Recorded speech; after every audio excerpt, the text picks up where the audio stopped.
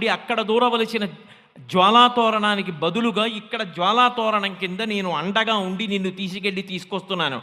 ఇక నీకు ఆ తోరణ దర్శనం లేదని భగవంతుడు అనుగ్రహించేటటువంటి పరమ పావనమైనటువంటి తిథి కార్తీక పౌర్ణమి. అలాగే కృష్ణపక్షంలో త్రయోదశి నాడు పెట్టేటటువంటి దీపం యమదీపం.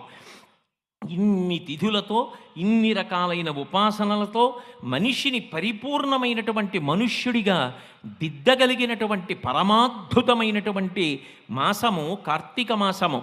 అందున ద్వాదశి ద్వాదశి శుక్లపక్షంలో లక్ష్మీనారాయణ కళ్యాణంగా కాకుండా మంగళాష్టకములకు ప్రాధాన్యమిచ్చి తులసీకృష్ణుల యొక్క వివాహాన్ని ప్రతి చోట జరిపిస్తారు. ఆ తులసి అంత గొప్పది, ఆ ఉసిరి అంత గొప్పది, చెట్లు ఎంత గొప్పవో. ఆ చెట్లని పాడు చేసుకుంటే మన జీవితం ఏమైపోతుందో, ఆ చెట్లు ఉన్న చోటికి వెళ్ళి అనుభవిస్తే దాని విలువ తెలుస్తుందని